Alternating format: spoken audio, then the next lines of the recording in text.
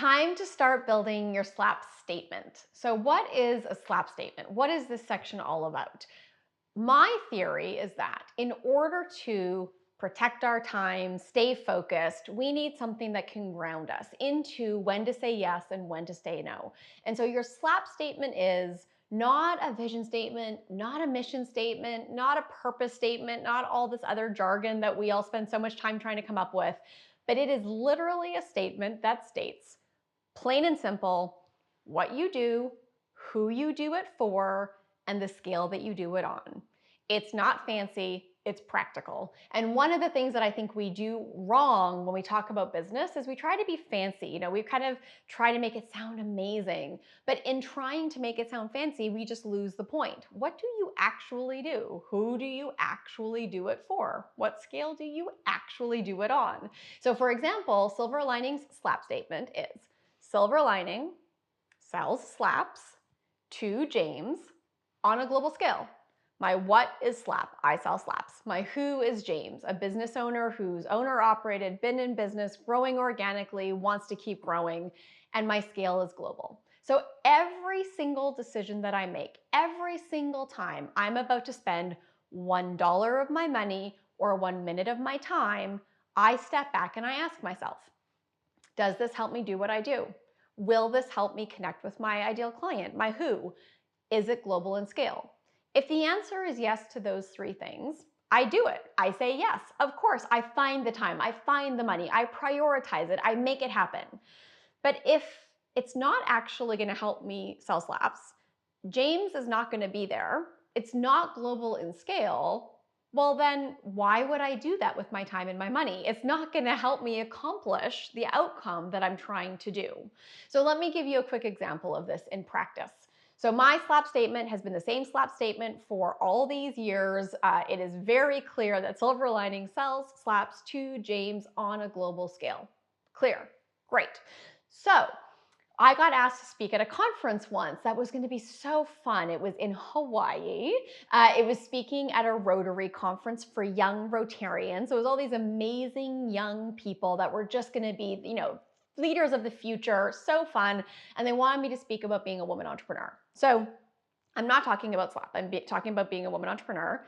The audience is not James. The audience is a bunch of young leaders. And it's not global in scale. It's, in Hawaii for a regional conference. Great. Okay. So I cannot in good conscience say it's going to be in alignment with my what, my who, and my scale. That means I probably can't use business time and money to justify that time and money spend. Now, I could use human time. If it's something that I really want to do because I think it would be beautiful and I want to give back, well, then I can go, but I can go as a human because it's something I want to do. But I can't pretend that this is going to help me grow my business. It's not. So one of the things we do as business owners is we justify, we pretend, we make stories. We're very good spin artists, even to ourselves, that networking event, that thing you're going to do, that trip you want to take, that thing over here you're going to do is going to help you grow your business. All business is good business. I do not think that is true. Good business is good business. Lots of business is actually bad business, or it's a waste of your precious time and money. And so we make decisions because they sound good. It'll look good on your Facebook page.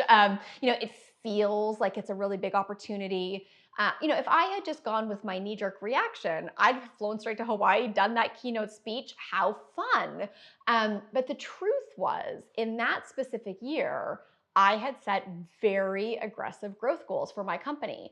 I had a very small budget left over in my time budget for just things to do for fun. And I had to be really honest. And in fact, it was someone on my team who called me out and said, Krissa, are you sure you should go to Hawaii for this thing when we haven't hit our goals yet and we have a lot of work to do to try to hit those goals?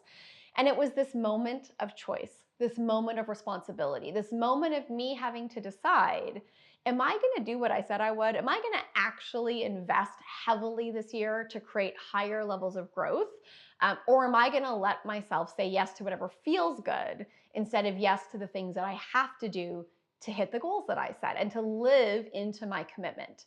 That's the power of a SLAP statement. The power of your SLAP statement is that It tells the truth, and it holds you accountable to the truth. Now, again, if you set a lower growth goal, you'll have more time in your time budget to do things that are not business development specific. But what I really want you to do is stop pretending you're growing your business when you're really just doing things you want to do that have nothing to do with what you do, who you do it for, and the scale that you do it on. So your SLAP statement is your grounding statement. You share it with your team. It helps you make really quick decisions, right? Instead of deliberating in a strategy room for 7 hours about whether you should do this thing or not, you just filter it through your SLAP statement. Probably 50 times a day, I get an email or I get a phone call or I get a text or someone asks me a question asking me to do something. I don't have to deliberate if I say yes or no. I literally think to myself, okay, with my CEO of Silver Lining hat on, does this opportunity help me sell slaps? Will James be there as a global and scale? If the answer is yes to all three, I say yes immediately, and I find the time and I find the money. If the answer is not yes to those three things, it's not a great business opportunity for Silver Lining. But if it's something that I really want to participate in as a human, then I ask myself, okay, do I have enough free time, non-business development time in my time budget that I can do this because I think it's important or because I believe in it or because I want to?